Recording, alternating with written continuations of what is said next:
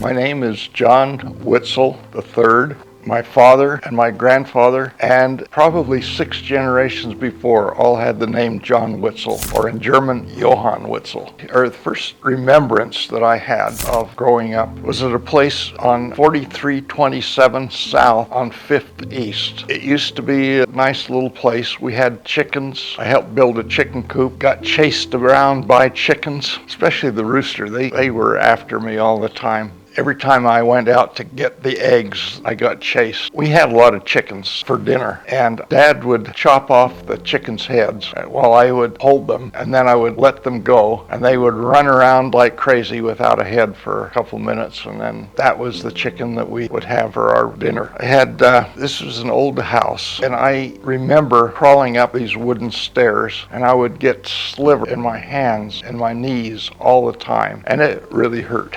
And I remember another time that I was running out to my father. We had a drainage ditch, and he would clear it off every fall and burn all the weeds. And Mother gave me a bunch of matches to take out to him, and I fell down, and the matches lit in my hand, and it was very traumatic for me. I was very much of an introvert all the time. That was all right. I didn't have a lot of friends at school. I was more of a loner. We had a couple of very interesting neighbors that I remember. One was the Wrights, and their sons went up in the mountains and herded sheep during the summertime. And they would come back with all kinds of stories, like they had killed a bear, or they were a big family. When their 13th child came, his name was Lucky Wright, and I think he got stake president or one of the general authorities of the church. We had another one that was Belcher, and he was also a very good family. We also had some polygamists that lived across the street, and that was a very interesting family. As I recall, the husband would sit around mostly, and the wife did all the work around there. Boys went off to war. This was in 1941. I think they had a couple of boys died during the war. One of the things that was interesting to me as a child is that they made model airplanes, and I was really fascinated by that. In fact, I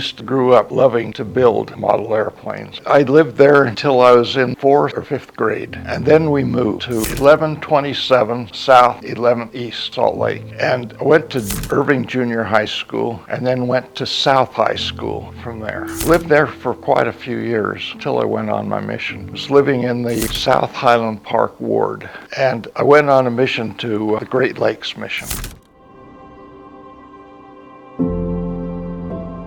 I had some very interesting experiences on my mission, a couple of them humorous. Like Indiana, we were walking out of our home on Saturday, and a car pulls up, and they ask us, "We're wanting to get married. Can you marry us?" I had never seen them before, but they said they were members of the church. So I called the branch president, and he said, "I can't perform that now. I'm busy he had an automobile restoration business. He was a mechanic." He said, "Call your mission president." So we did. The mission president talked with me and talked with them a couple of minutes, said, "Fine, they have their marriage certificate." And so my companion and I flipped a coin to see who would perform the ceremony, and I did. And I was always wondering afterwards, was that really an official ceremony? But they started coming to church, and they were very, very faithful after that, which was good that I appreciated that. We had another fellow that was in his 80s. I thought that was really old at the time. Now it doesn't seem so old. But he was living on a ranch, and he would drive into church on Sundays. But he was pretty well blind, but he would still come, and he would ask for a blessing, but he wouldn't get in any accident going home to his.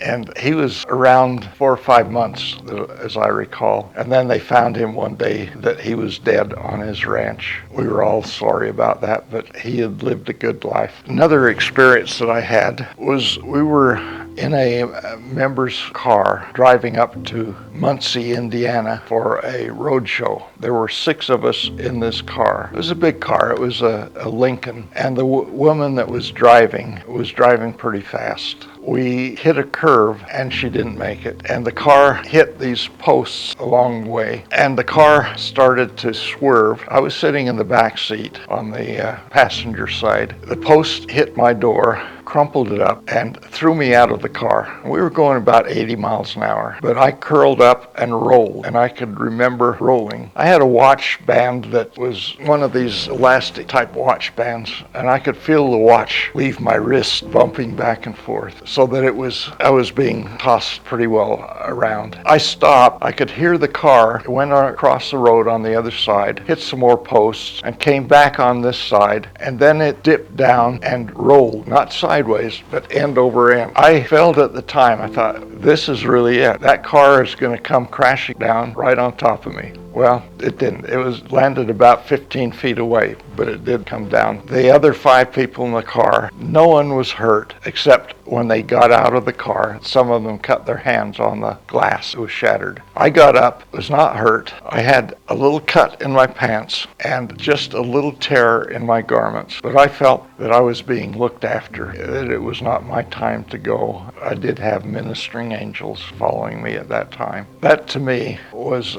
probably the most impressionless that I have had in my life, that I was being protected. Did not have very many baptisms, but one that we did have was on Thanksgiving, or right around Thanksgiving time. It was in an open lake. It was snowing on the ground. There was ice on the lake. Kind of walked through, and that was okay, but it was, again, very cold. And the lady that I baptized after, and it was a very short talk that I gave because it was cold, my feet were cold, but we walked into the water. I baptized her, and she came up gasping, and I was hoping that she was not dying, but it was that cold. But that was very interesting, and I really appreciated the fact that she never got sick after that.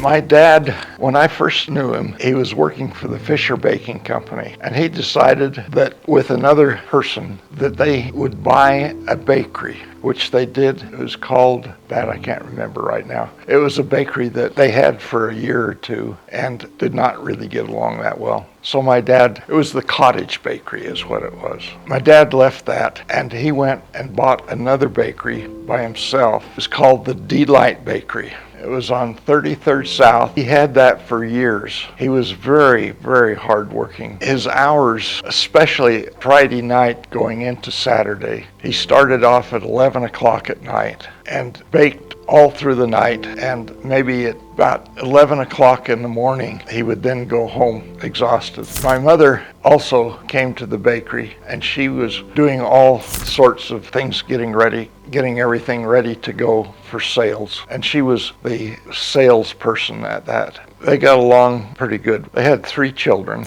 I was the oldest. Then my brother Dave came along 6 years later, and my brother Steve came along 5 years after that. So we had 11 years between brother Steve and myself. I worked down at the bakery, and my first job was cleaning the floors. In addition to that, after a while, I would clean the pans. That was a hard job. And then after that, I got into frying the donuts. Dad says, "Would you like to fry the donuts?" So I got into frying the donuts. So I had floors to clean, pans to scrub, the donuts. Then he asked, would I like to make the pies? So I made the pies. In addition to the floors, pans, the donuts, I made the pies. Then he said, "You want to make the bread?" I said, "No, I don't want to make the bread." So that's kind of where I ended up. Interesting thing at the bakery on Saturday, we had a satellite store in Midvale, Utah, and I would drive the truck filled with goods for that store, all the cakes and pies, donuts, and everything that went into the store. I would drive that to Midvale, and I would park in front of the store. The people were so kind there. I guess they worked in the mines and the mill, the Kennecott operation in Midvale. But they would come out and help with bringing in all of the supplies. I didn't ask them, they just came out and helped. The thing that worried me was that I had to park in front of a fire plug,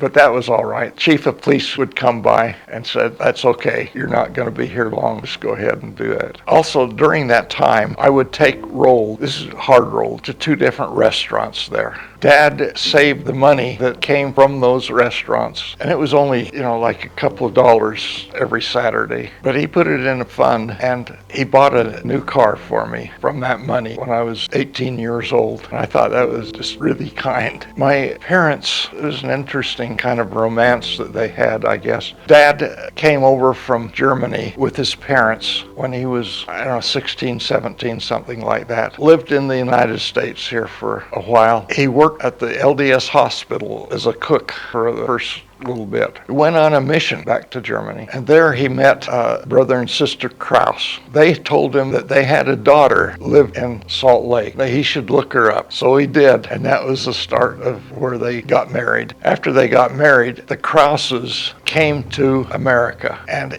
my mother and father drove to New York, picked them up, and they got a house on 134 3rd Avenue in Salt Lake. And I remembered as a little child going over to the place. My mother always liked on Saturday, mostly when I went over there was with my mother on a Saturday when I was little, and my mother would listen to opera. It was interesting to me. I didn't really enjoy it at the time, but as I grew up, I really learned to love classical music. So every Saturday I would be over there listening. I had a little wagon that on 3rd Avenue has a steep hill, and I would take the wagon, go up the hill a little ways, and then coast down, and that was fun. And then I went up higher. Finally, I went up high enough that I was out of control and crashed down. And I think that was the last time I decided to run with the wagon up the hill.